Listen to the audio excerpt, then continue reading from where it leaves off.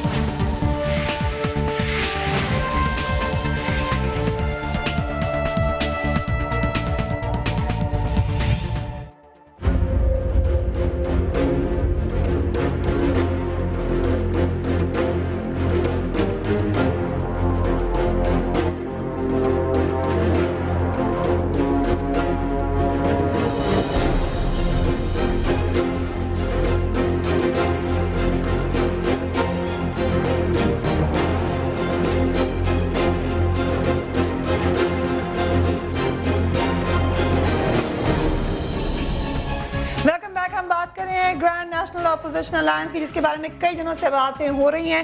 خوشبخت صاحبہ، آپ کی پارٹی کا آفیشیل ورژن بھی آ گیا، مگر میرے ہاتھ میں اس وقت 2 فروری 2011 کو دیا گیا ہوا ایم کیو ایم کا مساق معیشت ہے اور ساتھ ہی ساتھ مسلم لیگ کا بھی 11 نکاتی ایجنڈا ہے۔ دونوں پارٹیز کے بارے میں بہت باتیں ہو چکی ہیں کہ کیا آپ لوگوں نے کہا کس طرح مل سکتے ہیں، ان ایجنڈے کے بیسس پہ آپ کن کن باتوں پر مل سکتے ہیں؟ دیکھیں فریحہ، ابھی جو آپ نے گفتگو کی ہے اس سے آپ کو خود اندازہ ہو رہا ہوگا کہ پارٹیز اپنا اپنا ایک موقف لے کے الحاق میں بھی رہتی ہیں اور اتفاق میں بھی رہتی ہیں، مفاہمت میں بھی رہتی ہیں، اور اپنا اپنا ایک موقف لے کر وہ ان کا اختیار ہوتا ہے کہ وہ حکومت سے علیحدہ ہو جائیں۔ ہم نے کسی ایک ایجنڈے کو لے کر اس وقت یا کسی ایک بات کو لے کر علیحدگی اختیار نہیں کی ہے، یہ جو ابھی کہا گیا کہ یہ بہت چھوٹی سی ایک بات تھی کہ کشمیر کی چھوٹی سی ایک سیٹ کے اوپر یہ بات ہوئی، یہ میری نگاہ میں کوئی چھوٹی بات نہیں ہے۔ آپ یہ سمجھتے ہیں فریا کہ کوئی چھوٹی بات ہے؟ دیکھیے آپ کسی کے مینڈیٹ کو تسلیم نہ کریں، یا اگر کسی کا مینڈیٹ ہو اور وہ اپنا حق مانگ رہا ہو، let me be the devil's advocate ہے خوشبہ صاحبہ، let me be the devil's advocate ہے، not that I'm calling anyone devil، لیکن دوسری سائیڈ آپ کو دکھانا چاہ رہی ہوں کہ آپ نے کہا چھوٹی سی بات نہیں تھی، لیکن پھر ہم ماضی پہ نظر ڈالتے ہیں، آپ دونوں کی پارٹیز کو ڈالتے ہیں، تو پھر یہی کہا جاتا ہے کہ سیاست میں پرانی باتیں بھول دی جاتی ہیں، کوئی بات نہیں، آگے موو کیا جاتا ہے۔ ابھی مشاہد اللہ صاحب نے آپ کو بہت اچھا جملہ دیا تھا کہ ماضی تو نہیں بھولا جا سکتا، ماضی تو آپ کے ساتھ رہے گا، تاریخ اور وہ لکھی جا چکی ہے، اس کو آپ مٹا نہیں سکتے، لیکن کیا مستقبل کی خاطر اور حال کو بہتر بنانے کے لیے آپ کوئی نئے اقدامات نہیں اٹھا سکتے؟ آپ خود دیکھیں فریاد، جتنی بھی پارٹیز ہیں پاکستان کی، انہوں نے ماضی میں کتنے اتفاق کیے اور کتنے اختلافات کیے۔ ایسی پارٹیز جنہوں نے لگتا ہی نہیں تھا کہ کبھی ایک دوسرے کا وہ منہ دیکھیں گے، انہوں نے بیٹھ کر میثاق بھی سائن کیے، انہوں نے بیٹھ کر ایک دوسرے کے ساتھ ہاتھ بھی ملایا۔ یہ سیاست کا ایک طریقہ کار ہوتا ہے، لیکن ہاں اگر کسی جگہ یہ محسوس ہو کہ ہمارا استحقاق مارا جا رہا ہے، اگر کسی جگہ یہ محسوس ہو کہ ہمارا یہ اتحاد جو ہے یہ اب آگے ہم نہیں چلا سکتے، مشکل ہو رہا ہے، تو پھر یہ ایک فیصلہ جو ہم نے کیا ہے، اس پر جو اتنی گفتگو کی جا رہی ہے، آپ اس کی اصل روح کو اگر سمجھ لیں فریا، تو میرے خیال سے آپ کو جواز مل جاتا ہے ہر بات۔ اصل روح کو میں تو سمجھ لوں گی خوشبو صاحبہ، شمیلہ صاحبہ ان کی پارٹی کو سمجھانا ضروری ہے۔ شمیلہ فاروقی صاحبہ، آپ لوگ لیٹس موو آن ناؤ، لے لیں آپ لوگ استعفے، آگے چلیں۔ آپ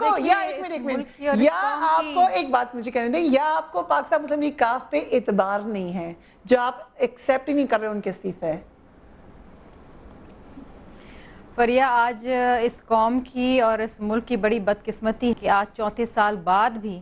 ایک جمہوری منتخب حکومت موجود ہے، اور آج وہی جنرل ضیاء کی سوچ رکھنے والے کچھ سیاستدان ان الائنسز کی بات کر رہے ہیں، اور آپ نے دیکھا کہ کتنے افسوس کی بات ہے کہ جنرل ضیاء الحق کی آمرانہ پالیسی کا الزام لگایا گیا ہے آپ کی پارٹی پہ جب الگ ہوئی ہے متحدہ قومی موومنٹ، آمرانہ سوچ کہا گیا آپ کو۔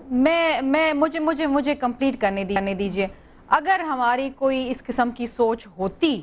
تو میرا خیال ہے کہ پیپلز پارٹی کے قائدین سے لے کے پیپلز پارٹی کے جالوں تک یہ پوری قوم جانتی ہے کہ کس نے آمرانہ سوچ کا مقابلہ کیا ہے، کس نے ان ڈکٹیٹروں کا مقابلہ کیا ہے، کس نے قربانیں دی ہیں، ہماری پارٹی میں کتنے ایسے لوگ ہیں، کتنے ایسے کارکن ہیں، ہماری شہید قائد بینظیر بھٹو صاحبہ سے لے کے یہاں تک جو ہم پہنچے ہیں، ہماری پارٹی میں ہر ایک شخص نے قربانی دی ہے، شہادتیں نوش کی ہیں۔ پر آج ہم اسی سوچ کا مقابلہ کر رہے ہیں۔ اور دوسری چیز میں بتاتی چلوں کہ آج ایک نیا زمانہ ہے، قوم بڑی باشعور ہے، قوم سمجھتی ہے کہ کس کا کیا ایجنڈا ہے۔ یہ جو گرینڈ اپوزیشن الائنس کی بات کی جا رہی ہے، یہ ان پارٹیز کے پاس وہ صلاحیت ہی نہیں ہے کہ یہ اپوزیشن الائنس بنا سکیں، نہ ہی ایم کیو ایم اس کو جوائن کرے کہ دیکھیں وہ ایک جمہوری جماعت ہے، وہ کسی ایسی جماعت کے ناپاک ایجنڈے کو فروغ دینے کے لیے کبھی اس متحد نہیں ہوگی، نہ ہی جے یو آئی ایس ناپاک جماعت کا ایجنڈا، کون سی جماعت کی بات کر رہی ہیں؟ ساری دیکھیے میں بڑے واضح طور پہ بات کر رہی ہوں، سمجھنے والا سمجھ جائے گا۔ بات یہ ہے کہ یہ آپ کی بات کر لگ رہی ہے، مجھے جواب نہیں دیں۔ اگر آج ہمارے ملک میں اتنے بڑے بڑے چیلنج ہیں،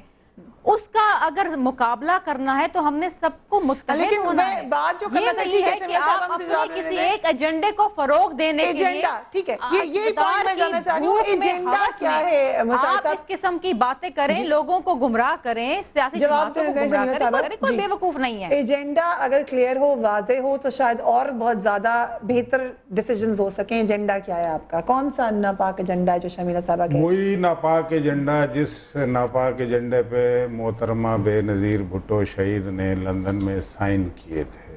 ٹھیک ہے، اسی ناپاک پارٹی سے۔ دوسری بات یہ ہے،